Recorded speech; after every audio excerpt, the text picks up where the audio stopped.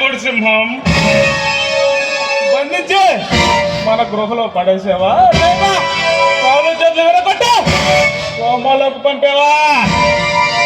లేదు బాయ్. ఏరా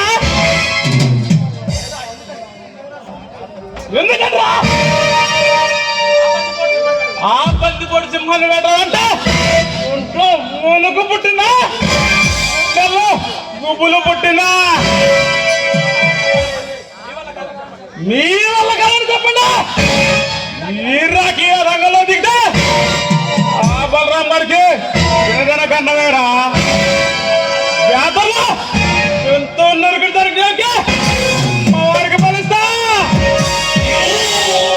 బాయ్, ఆ బందిపోటు సింహాన్ని వేటాడుకుంటూ వెళ్తే మనకంటే ముందే ఆ సింహాన్ని వేటాడుకుంటూ వచ్చింది. మమ్మల్ని చూసి మా అంట పడింది. తప్పించుకోవస్తుంటే మమ్మల్ని తరుముకుంటూ వచ్చింది బాయ్. ఆ సింహాన్ని వచ్చిందా?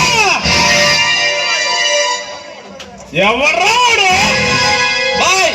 ఈ సిటీలో జరిగే దోపిడీలను దొంగతనాలను పట్టుకోవడానికి ఈ ప్రభుత్వం నిర్మించిన ఏజీపీ పరిచయం వాడు మామూలు కాదు బాయ్. కాలంతో గోలిమాడిన గంటు పెక్కుపోలే గోండలు గబ్బర్ సింగ్ అంటాడు బాయ్ వాడు. మనల్ని పట్టుకునే దమ్ముదారు ఈ ఆంధ్రప్రదేశ్గా ఎక్కడి నుంచి వచ్చిందిరా? అంత మగడవాడు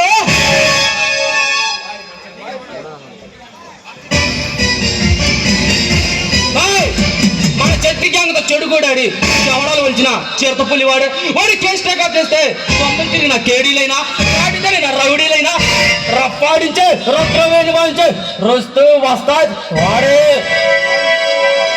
వాడు రుస్తూ వస్తాదైనా రౌడీ సబ్బారైనా ఈ రాకిదా పెట్టుకుంటే ప్రాణాలకే ప్రమాదం అని వాడికి తెలియాలిరా బాయ్. కానీ వాడిని అంత తక్కువ అంచనా వేయకూడదు.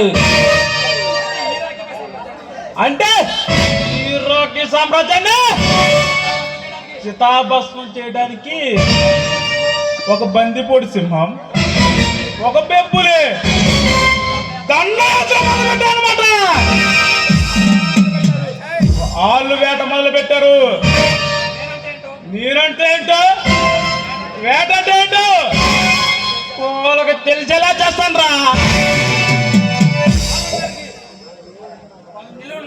వాళ్ళనే నువ్వు నా నరికి వాళ్ళ సమాధులపై నా సామ్రాజ్యాన్ని